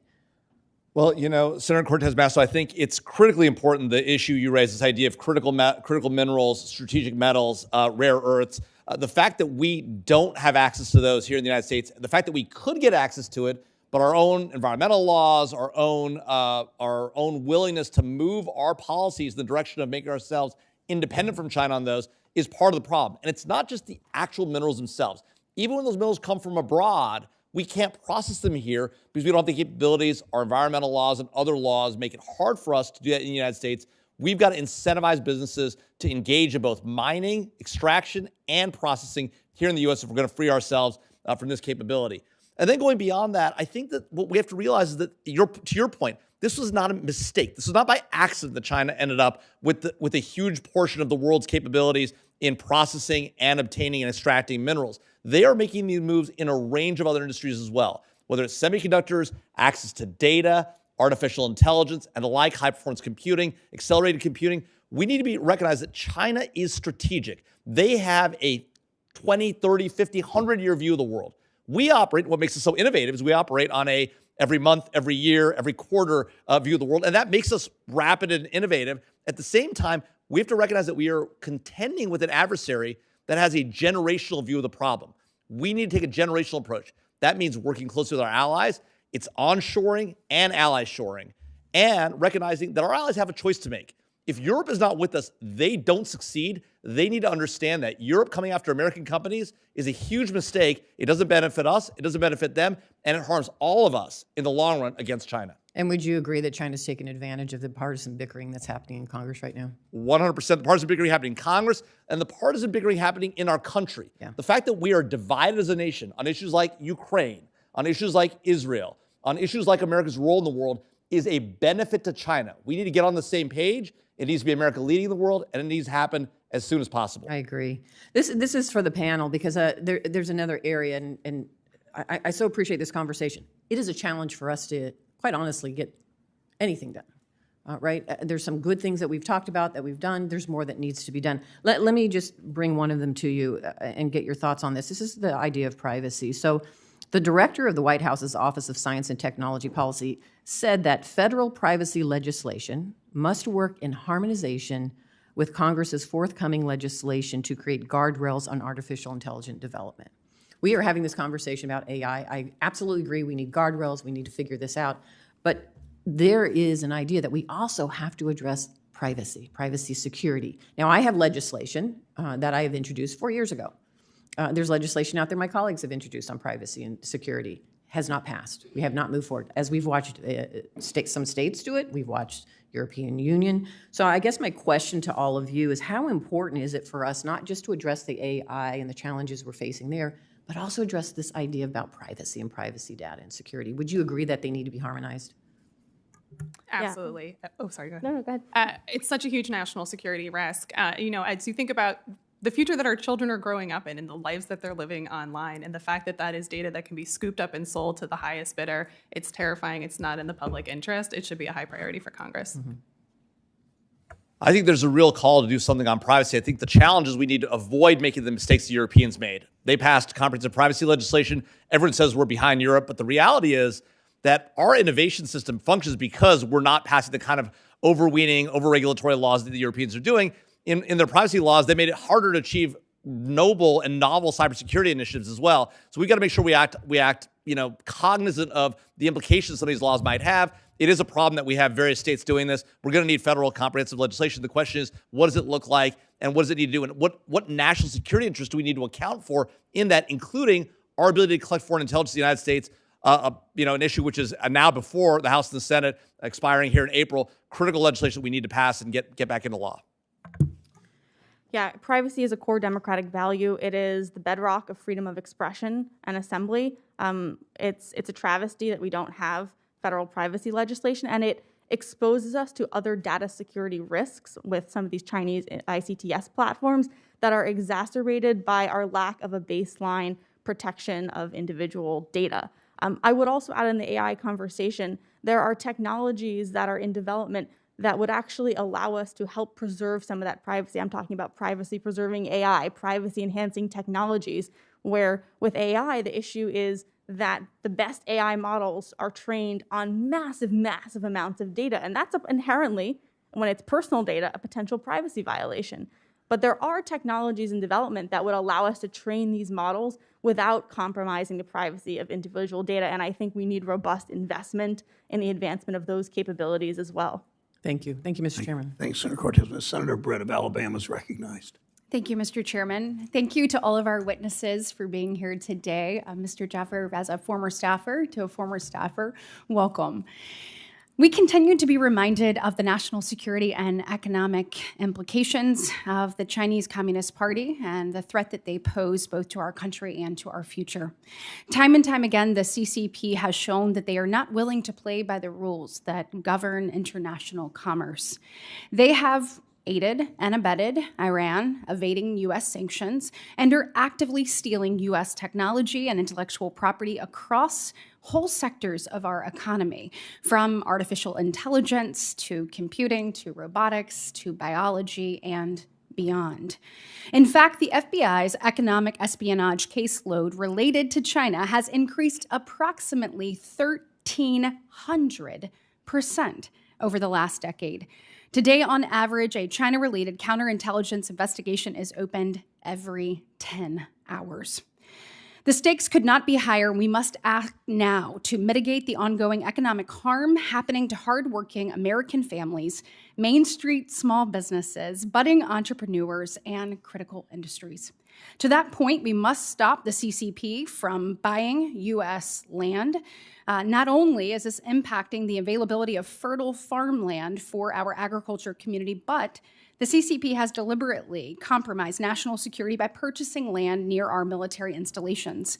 That's why I'm proud to have joined Senator Tom Cotton in introducing the Not One More Inch or Acre Act, and I continue to urge my colleagues to join this effort. The U.S. has also looking at existing tools that protect our national security and safeguarding technology innovation happening on college campuses and research and development, labs and facilities across the nation. We've taken a look and we're looking at what the CCP is trying to do to undermine those things. The Committee on Foreign Investment in the United States, in addition to export controls, classifications, and security clearances and sanctions, all contribute to the firewall protecting American innovation, American IP, and American research from the Chinese Communist Party and other nefarious actors. Mr. Joffer, I'd like to ask you, where are the gaps in our current toolbox, and how do we ensure that U.S. security capabilities are able to keep up with evolving tactics and technologies that are being deployed by the Chinese Communist Party to steal our cutting edge, our groundbreaking technology, the research and innovation that's happening here in the U.S.? Yeah. Well, Senator Brown, I think there's a few things we could do to help staunch the flow of U.S. intellectual property out the back door. One, we've got to deter effectively the Chinese. That means taking the fight to them, right? We have allowed the NSA and our cyber command to get more aggressive and to lean forward, to defend forward into adversary networks. More needs to be done there. We need broader authorities to allow our government to push back more aggressively. We need to take the policy decisions to actually push back against Chinese depredation and the efforts that other nation-state actors like the Iranians and Russia are doing on our networks as well. Second, we also need to ensure that we have the policies and procedures in place that allow us to effectively push back economically against the Chinese. Today, we use tools like the SDN list, the entities list. These are not tools that are designed for the kind of economic depredation they engage in. We have either a sledgehammer on one side or a scalpel on the other. Neither works. We need a butcher knife. That requires action by Congress to give the administration more tools, and then the administration needs to use those tools and use them effectively. Simply designating a group like the Houthis as a specially designated global terrorist and not using the FTO designation is a mistake. Couldn't agree more. Exactly. And so we need to be more aggressive, and it's not just in capabilities and tools. We have to use them more aggressively. We've gotten too used to only use economic tools. They're not as effective as they could be. We need to get more aggressive in that front as well. Listen, while we're talking, I know I only have less than a minute. I want to talk transition a little bit into BRICS.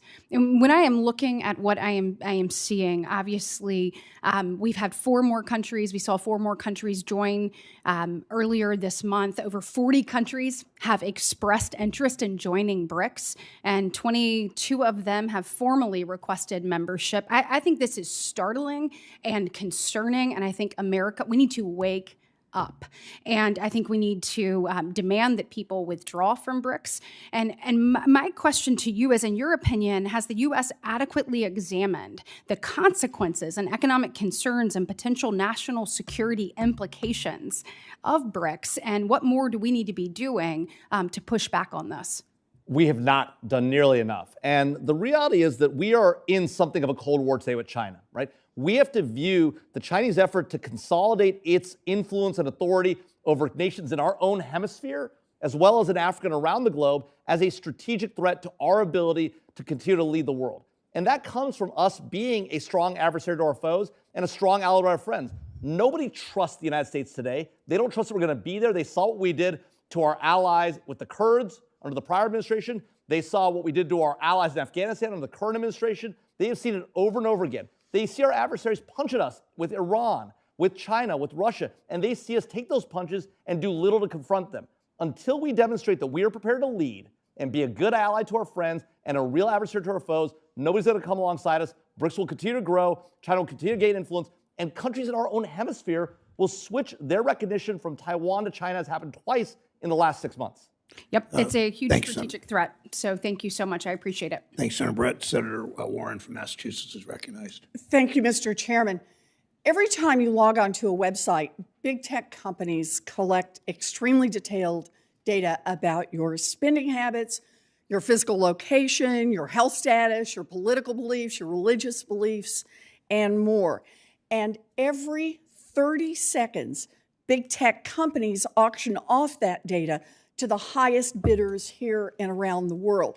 Now, Americans' data are broadcast in this way 107 trillion times, that's trillion with a T, every year. This doesn't just pose a risk to Americans' privacy, it also poses a risk to our national security. Reports have found that some buyers of our data build huge dossiers of extremely personal information about U.S. government officials and military service members. They then turn around and sell that information to companies in China and Russia, where the Chinese and Russian governments can access it without our even knowing anything about it. Ms. Gilcrease, you've spent years in government service working on issues like data security policy. So when China or another foreign government gets their hands on our data, what can they do with it? Well, nothing good comes out of that situation, Senator Warner, so thank you for the question. There's a range of national security risks that can arise from the unfettered transfer of that sort of information on U.S. citizens. To take one example, there's certainly been public reporting about Fitbits on U.S. soldiers being used to enable the movement of our troops. That's a clear national security concern. And when you think about the types of personal information that's available online and can be collected and sold, as you note, you can think about enabling blackmail. You can think about enabling cyber exploits. It's just a massive counterintelligence concern, essentially, when that level of information is for sale on the open market about individuals who are in these sensitive positions. But big tech tells us that it is helping us when they sell or store your data however they want, wherever they want, because it will improve your online shopping experience, or they claim it will help keep your data safe. In reality, the only winners are foreign governments and the tech companies themselves. Harvesting more of your data means you get more targeted ads and big tech gets more revenue from those ads. And as part of the bargain, foreign governments, our adversaries, get access to compromising information about U.S. military and government personnel and their families. Now, Congress and the Biden administration have plans to address those risks, and big tech companies know this. That is why they are hijacking our trade agreements to slip in provisions that would prevent policymakers from limiting big tech's ability to transfer our data wherever they want. Now, the big tech lobby likes to say, don't worry, Congress could still act to protect Americans' data under certain exceptions, like if there is a, quote, legitimate policy or national security need. Ms. Gilcrease, in theory, the exceptions that big tech companies want us to rely on would give policymakers some ability to override the data provisions that big tech slips into trade deals. But of the 48 times that countries have invoked a public policy exception at the World Trade Organization to protect their domestic policies, how many times has it actually worked? I think when those sorts of public policy exceptions are raised in the WTO context, Not speaking for when the U.S. government raises it, because presumably we are always acting with legitimate public policy and national security interests in mind. But I understand that the number is fairly limited in terms of the ability to. Do you happen to know the actual number? I believe it may be 2, ma'am. 2. So twice out of 48 times, this exception has actually been worked. Just 2 times. I got to say, I don't like our chances on using this exception. And the national security exception is no more reliable. Trade law tribunals have consistently ruled against the U.S.'s use of this exception. Unaccountable trade tribunals should not decide who gets access to information about American soldiers and about our national security. And big tech companies cannot be allowed to co-opt trade policy for their own benefit, especially when that means continuing to allow the Chinese and Russian governments easy access to personal data about U.S. government officials and our military, putting our national security at risk. American data policy should be decided by the American people through their representatives right here in Congress, not by trade tribunals, not by trade negotiators, and certainly not by big tech. Thank you, Mr. Chairman. Senator Warren, Senator Reed of Rhode Island is recognized. Thank you very much, Mr. Chairman. Thank the panel for being here. Ms. Kilcrease, unlike other financial institutions, private equity funds and hedge funds are exempt from requirements to maintain anti-money laundering programs, verify the identities of their customers, and report suspicious transactions. Are you concerned that this opacity of the private market presents a national security threat? Absolutely, and thank you for that question. I think it's been recognized for quite some time, including dating back to at least 2015, that there is a potential loophole in our ability to enforce sanctions when it comes to these particular pools of money. And as we're increasingly imposing larger levels of sanctions, including the historically large and unprecedented waves of sanctions that we've imposed against Russia in response to its invasion of Ukraine, those sorts of bad actors, those sanctioned actors, they are going to look for end runs. They're going to look for legal ways to continue to access their money. So I do think it's critically important that we take a hard look at these sorts of evasion routes and these sorts of loopholes to make sure that when we impose these sorts of sanctions, they're really biting the way we want them to. Well, there's another aspect, too, and that is, particularly when it comes to China and Russia, the ability through these private arrangements to conduct espionage, to get access to technology or secrets or plans because they're a part of the enterprise. Is that a concern of yours also? You know, it certainly could be. If they're having access to these sorts of investment funds and the funds are then investing in U.S. critical technology companies, I mean, that's the exact reason why we have CFIUS, is to make sure that those sorts of financial transactions cannot be used to access sensitive information that would be contrary to U.S. national security interests. But what you're raising, of course, is a really critical question around whether we have visibility into these sorts of transactions and the right ability to enforce. And I do think that's an area where we need to continue to have a really strong focus to make sure we're shutting down all those sorts of loopholes. Speaking of CFIUS, Ms. Corman, when the last reauthorization came about, I included a provision that directed the Committee on Foreign Investment in the United States, CFIUS, to establish a process to assist partners and allies with foreign investment review, basically to collaborate with foreign agencies and look closely at what was going on. And last May, Assistant Secretary Paul Rosen described how CFIUS is working now with more than 20 other countries to pool their investigations. Should Congress provide a similar statutory mandate to coordinate export control authorities' resources and information sharing with partners and allies? Thank you, Senator, for that provision and your leadership on that issue. And it's been inordinately successful. In the European Union, we've gone from 11 nations having inbound investment screening regimes before the provision to now 21 after. And more nations are working to set up their own investment screening mechanism. So I think that, yes, that type of provision where Congress provides the authorities, the resources, and the coordination mechanisms, and crucially, that those authorities to share some of that sensitive information with our close allies and partners would be the next step that's needed in our export control frameworks, because these controls will shoot ourselves in the own foot if they are not done multilaterally. We've heard from U.S. industry that they want multilateral controls, and they have the effect of not actually preventing the technologies from getting into the hands of the PRC. So the best thing we can do is fully resource, create these long-standing mechanisms of collaboration, and I think the FIRMA model is a great one to use. Finally, Ms. Gilcrease, we were all very excited after being shocked by the Russian invasion of Crimea, not Crimea, but Ukraine, when it appeared that our export controls and other sanctions were having a tremendous effect on the Russian economy. But it appears they've been very successful evading those controls, and their economy now is not the critical issue. It's weakened, but it's not the critical issue. What more must we do to make sure our sanctions are effective? Yeah, it's such an important question. Thank you for that.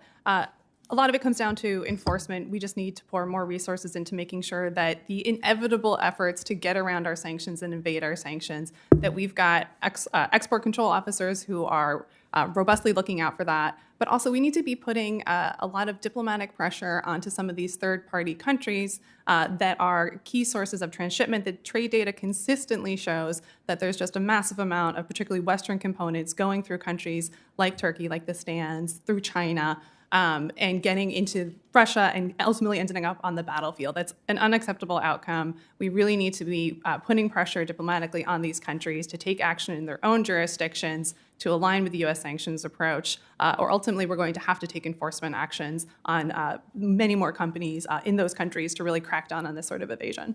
Thank you very much. Thanks, Senator Reid. Senator Van Hollen of Maryland is recognized. Thank you, Mr. Chairman. Thank all of you for your testimony. It's an important conversation. And of course, the title of the hearing is The Challenge of Outpacing China in Emerging Technologies. And I would say, first and foremost, we've got to invest here at home in making sure that we remain at the cutting edge. The CHIPS and Science Act was a big part of that.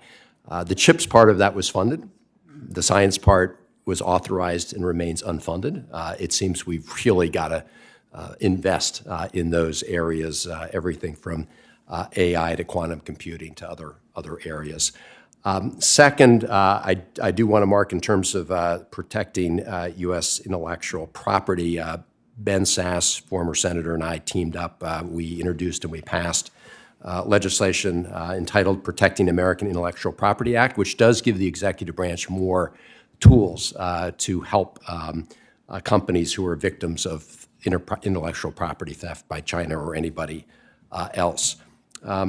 Third, I want to pick up on the conversation we just had with Senator Reid, but also to say I do think the Biden administration has taken the right approach overall. They recognize that we're not going to decouple from economic engagement with China, but they also recognize that we have to de-risk, and we have to make sure that we de-risk critical supply chains, and that we have to work with our partners in preventing very high-end technologies that can be used for military purposes from getting to China. And as you know, we've done that in the area of some very sophisticated chips manufacturing equipment with this trilateral agreement we reached with the Netherlands and Japan. We need to build on that. As the administration says, small garden, but tall walls. We want to protect sort of our crown jewels in technology. And we want to, but to have the tall wall, and I want to pick up on the conversation on multilateralism and having cooperation of our friends and allies and other advanced economies in this effort. And especially with respect to where we're going on AI right now. Because I believe we need a multilateral approach. We need an export regime with our allies similar to the CFIUS process, which has grown and developed. When it comes to AI, Ms. Gorman, as you know, the Europeans have moved forward with some regulations. Do you see that the fact that the United States and the European community are not right now on the same page or the same place as creating openings for China in terms of trying to set standards for AI or to advance their own interests in that area? Thank you for the question. I think yes and no. I've heard conversations from folks in the community who are talking about how China is regulating AI better than the U.S. is. I think that's totally wrong. China has staked out a position on AI regulation, but it's in its own national security interests, promoting its own core socialist values. So I think we should strive towards transatlantic alignment on AI regulation and AI use. I don't think that means we're going to be doing the same thing. I like the innovation-forward approach that we've taken so far, making smart investments in responsible AI development use, privacy-protecting technologies in AI, and then agreeing on some of the common guardrails and baselines. For example, using AI for social scoring and mass surveillance, that's a clear no. The US and the EU have both said that. Let's build that into our approaches. I'm also really worried about the threats of AI to our electoral processes when it comes to disinformation and deepfakes. I think there are issues that we can really agree on and put forward multilateral, democracy-forward regulations on AI without having to be completely in lockstep with the EU. Yeah, no, I'm not suggesting that we adopt what the EU has done, but it is another area where more coordination, it seems to me, could be helpful.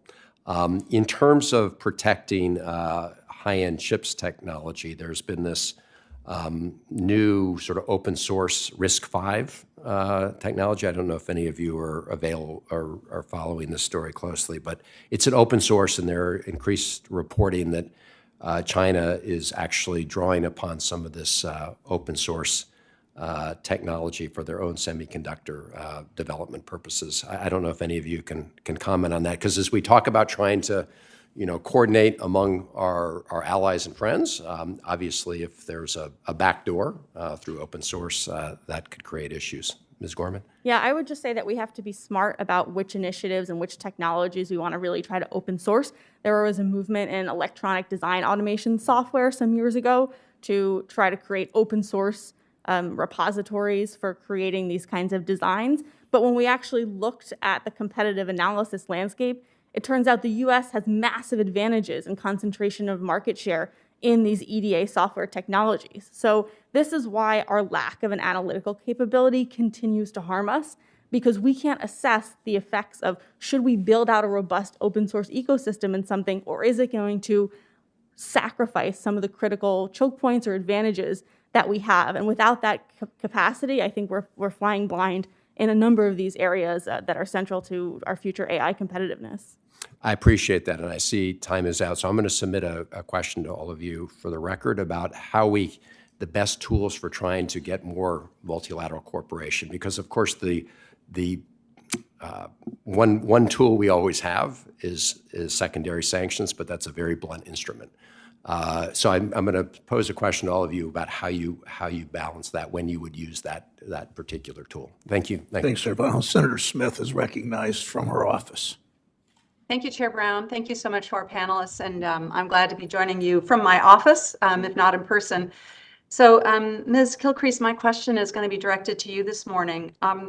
China's military-civil fusion strategy, I think, creates some unique obstacles for how to craft and enforce export controls for these dual-use technologies, because it's difficult to figure out the technology's intended end uses and end users. And of course, the rapid pace of innovation and technology only makes this harder.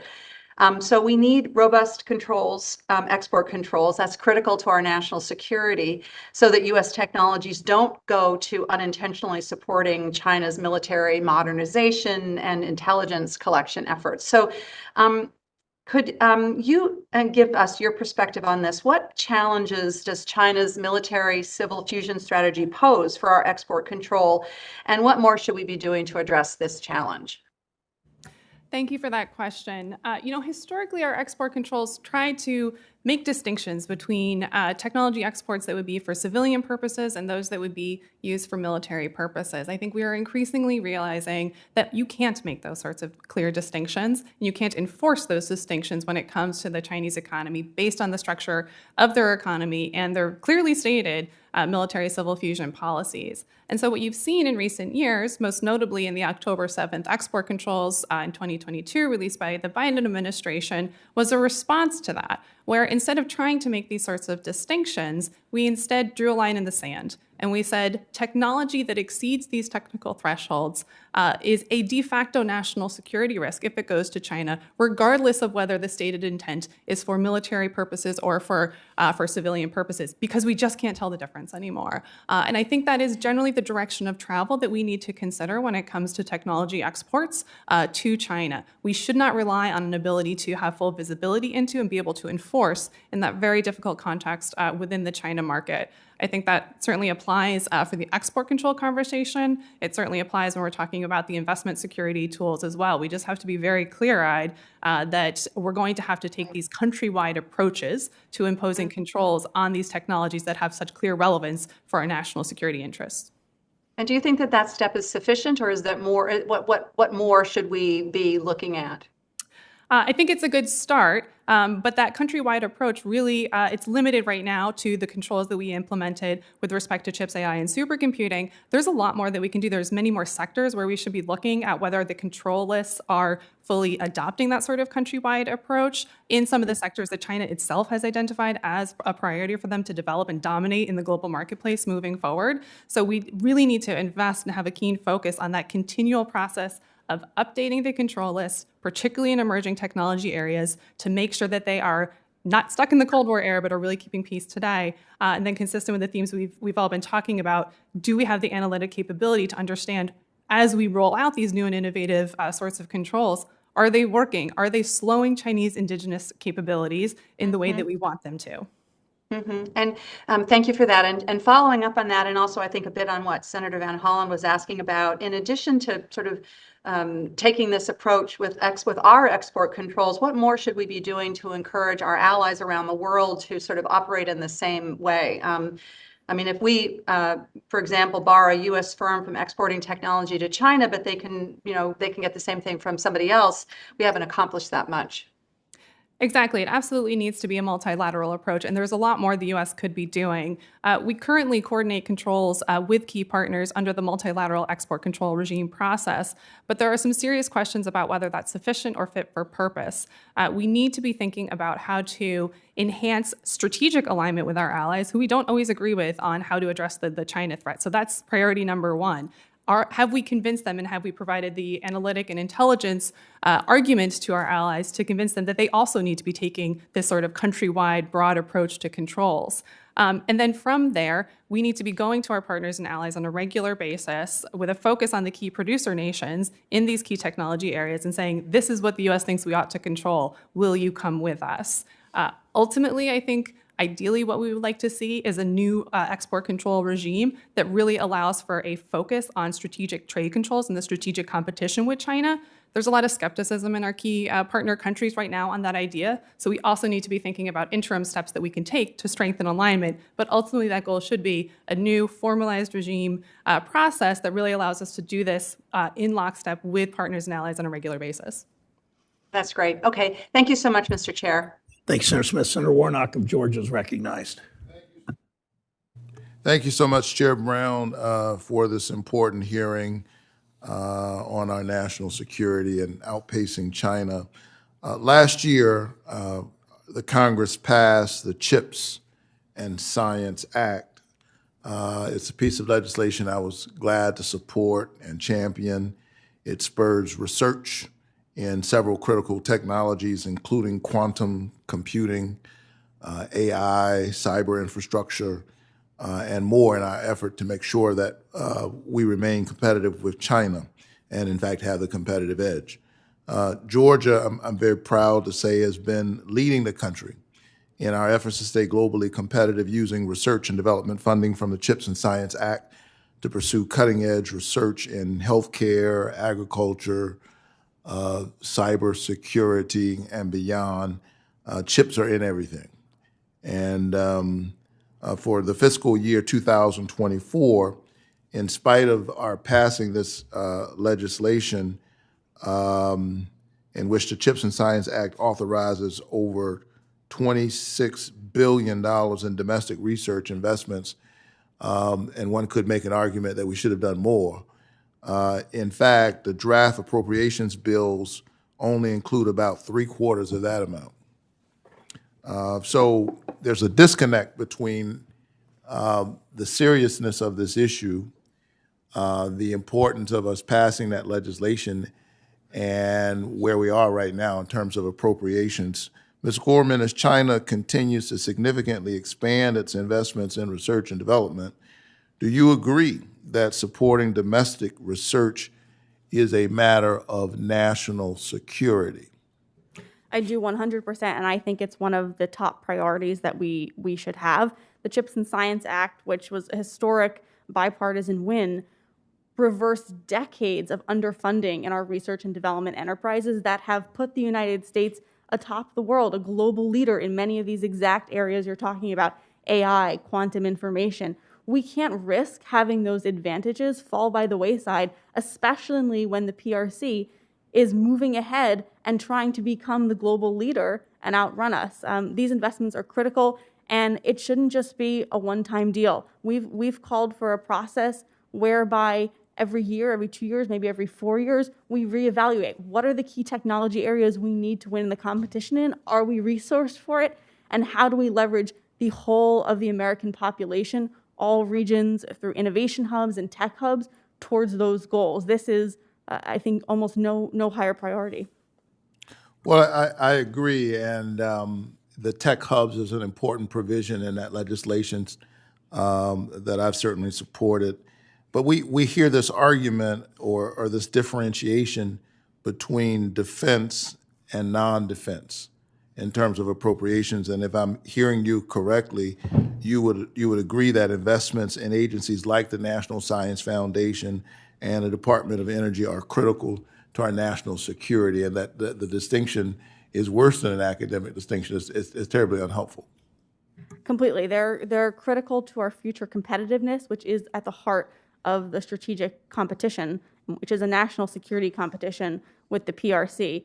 We can no longer think only in terms of hard power, especially when the PRC is playing on so many other playing fields. They are weaponizing their economy to coerce businesses, to give them technology. They are coercing individuals to silence them on critical issues that the PRC doesn't want to hear about. This is a full society competition. And so limiting ourselves only to this traditional notion of military hard power misses a huge swath of the competition space. Sure. They don't respect these silos in terms of appropriations. Now, in addition to this, it seems to me that we also need researchers and students from all across the country to bring these scientific innovations to life. We need all of our brain power. And that's why I authored a provision in CHIPS and Science to increase research capacity at HBCUs, historically black colleges and universities, and also minority-serving institutions. Supporting these institutions is not simply about equity and diversity. It, too, I would argue, is about national security. If we're going to effectively compete with China, we must find and nurture the finest minds in our country. And as a proud HBCU graduate, I think I know where you can find some of those incredible young people and talent. Ms. Gorman, what else can Congress do to ensure we're identifying and supporting talent, whether that talent comes from Georgia Tech, Savannah State, or Spelman College? I completely agree. This is a tough competition. We need the best and the brightest from everywhere across the country. I think what Congress can do going forward is replicate some of the initiatives that were in the CHIPS and Science Act for other critical technology areas. Creating these types of innovation hubs, creating a focus on HBCUs. I saw the Air Force has also partnered with HBCUs in technology development and achievement. Initiatives like that across these other emerging technology areas, not just the chips manufacturing, which is incredibly important, biomanufacturing, quantum information, agriculture, clean energy technologies. There's so much more we can do. And all our communities are affected, and so we need all of our minds working on the problem. Thank you so much. We certainly need to strengthen the pipeline, tap into all of the brain power that we have, and I appreciate your perspective. Thank you, Senator Warnock. Senator Fetterman from Pennsylvania is recognized. Pardon me, sir. Yes. Thank you, Senator.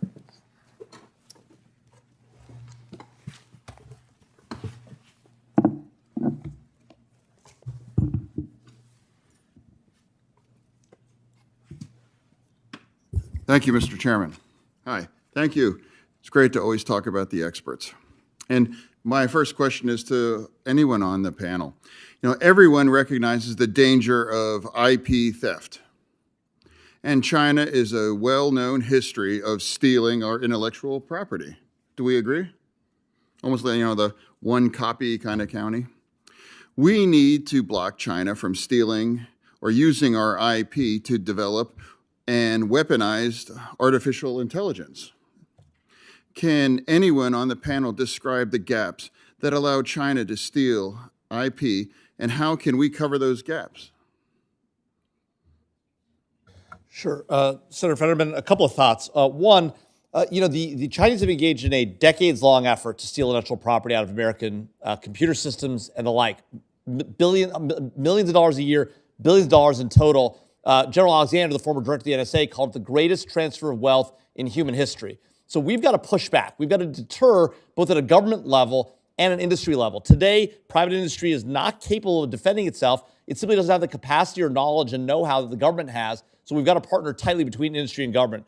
And then second, we've got to really incentivize our cybersecurity defenders and our companies to really protect their own intellectual property. They have every incentive today. We can put more money and more effort into that by giving them tax incentives and the like to better defend their systems. Anyone else on there? Yeah, I would just add to that the problem also exists in terms of forced technology transfers. The allure of the Chinese market remains a compelling factor for companies who want to do business and sell their products in China. Oftentimes, it means they're forced to partner with Chinese firms that have an explicit goal of buying them out of the market, taking their technology and eventually replacing them. I think the sort of short-term capitalism that drives our system is a strategic vulnerability here. We're not necessarily looking to our long-term competitiveness when we're so focused on quarterly earnings and quarterly turnovers. I mean, well, this is a hearing. Really, the title is National Security and Our Challenges and Emerging Technology. Would you agree with that AI would be the single largest, the biggest one threat, or no? Or what do you think? Anyone? I think we need to have a holistic approach when we're thinking about the technology competition with China, simply because they are as well, right? They're trying to prioritize investments and leadership and domination in a range of sectors. AI, of course, is a really important one. I'm just as worried, candidly, about growing market share of China in legacy chip production. That raises a whole host of additional national security risks that we haven't even scratched the surface on in terms of appropriate policy responses. So I do think we risk, if we overly focus in one area, we're going to have a blind spot in other areas. So it needs to be biotech, AI, quantum, chips, a whole host of other technologies where China's really making those investments, and we need to as well. I like it. Any others? I really like this, where this is going. Any other? Yeah, I would add, it's not only the AI threats that that are in the popular zeitgeist of these kind of doomer scenarios and those AI risks, but I would like to see us focus more on how is China applying AI to all these sectors that they've said that they want to lead in. Those are where we're going to see, I think, the biggest applications of artificial intelligence and the biggest industry and societal advancements. And China is very, very good at taking a technology developed elsewhere and commercializing it and applying it extremely well. And I worry that even though the US has an edge on these frontier models, large language models, once they hit the Chinese market, that they may be able to apply them better than we can. So that's what I would be, one of the things on AI that I'm quite worried about. I also worry, Senator Fetterman, that we not overregulate the space, right? If we want to maintain the innovation here in the United States, we want to ensure that we continue to lead on frontier models, putting limitations on how those can be utilized and how they might be employed are going to be problematic for further investment and further development of those models. So the right way to approach this, I think, is to encourage and advocate within our industry to ensure that there's trust, safety, and security baked into our models, that we're auditing them, that we're thinking about how they're being utilized, that we're deploying them and testing them before we put them out in the world. At the same time, artificially limiting them by measuring how much computing power they use or how many elements they process, I think could be a mistake and allow China to get the edge. We don't want to allow that to happen. We want to make sure that investment and that capability stays here in the United States.